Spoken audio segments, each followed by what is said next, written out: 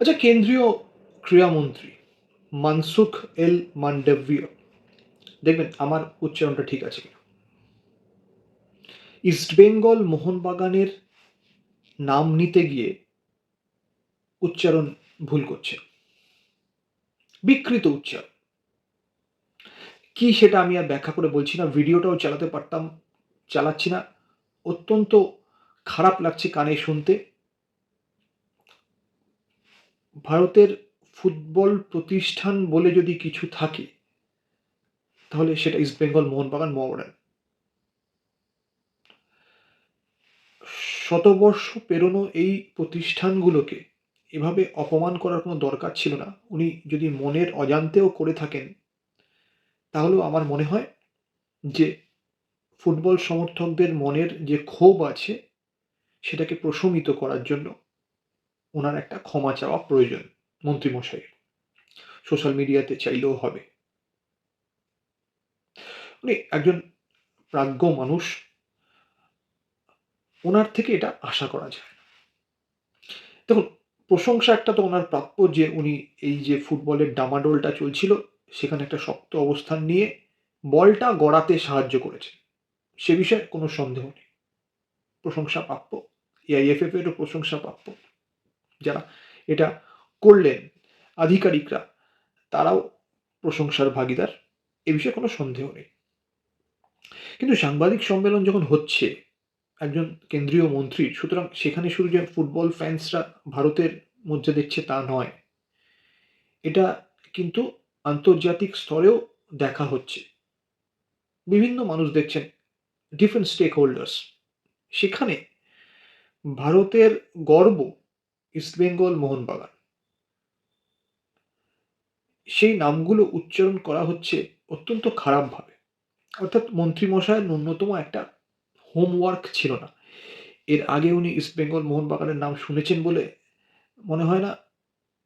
যদিও এটা অত্যন্ত, এই যে চিন্তাভাবনাটা যে আগে উনি ইস্টবেঙ্গল মোহনবাগানের নাম শোনেননি, এটা অনেক আগিয়ে গিয়ে এই চিন্তাভাবনা করা হচ্ছে। এবং আমি যতদূর জানি, ইস্টবেঙ্গল ক্লাবের তরফ থেকে এই যে আইএসএল হতো, সেই আইএসএল এর বিভিন্ন অব্যবস্থা নিয়ে তার কাছে চিঠিপত্র দেওয়া হয়েছিল। সুতরাং উনি এই যে ক্লাবগুলোর সম্পর্কে জানেন না, সেটা বলাটা হয়তো ঠিক নয়।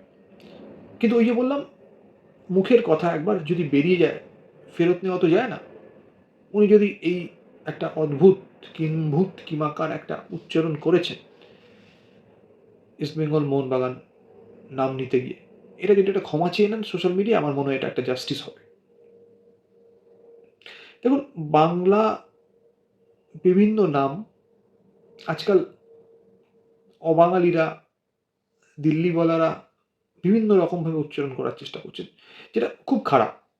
হ্যাঁ, বাঙালিদের মতো উচ্চারণ কেউ নাও করতে পারেন, সেই উচ্চারণটা এদিক ওদিক হতে পারে, কিন্তু বিকৃত করা তাকে বলে না। ঠিক আছে? এবং সবথেকে বড় কথা, জ্ঞান না থাকা। যদি কারো জ্ঞান না থাকে, তাহলে সে ইস্টবেঙ্গলকে অন্যরকমভাবে উচ্চারণ করতে পারে, মোহনবাগানকে অন্যরকমভাবে উচ্চারণ করতে পারে। আবার বলছি, কি উচ্চারণ করবেন সেটা আমি বলছি না মুখ দিয়ে, সেটা আমার রুচিতে বাজছে। ঐতিহাসিক সংগঠন এগুলো, এদেরকে এইভাবে বলা যায়? তার মানে উনি হয়তো এই নামগুলো প্রপারলি জানতেন না। এখন এই সাংবাদিক সম্মেলন হওয়ার আগে যারা ওনার পাশে ছিলেন, তাদের একটা কর্তব্য ছিল এই নামগুলোকে ঠিকঠাকভাবে যাতে প্রেজেন্ট উনি করতে পারেন, সেটা সাহায্য করা।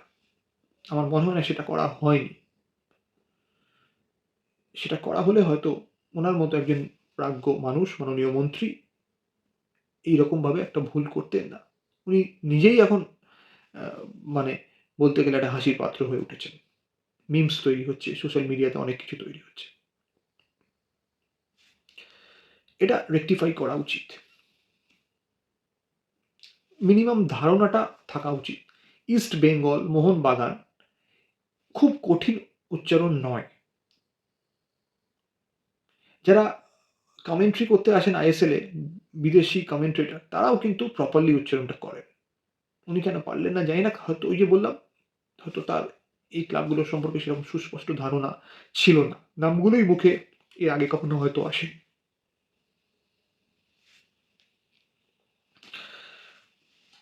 আহ, এইটাই রবীন্দ্রনাথ আজকাল রবীন্দ্রনাথ সান্যাল হয়ে যান। তো এই ধরনের ভুলগুলো বাঙালির মনে প্রভাব ফেলে। যদি কম হয় বা একদম না হয়, নিজের পক্ষে হয়ে গেলে ক্ষমা চেয়ে নেওয়াটাই আমার মনে হয় ভালো। সেটাই মঙ্গল।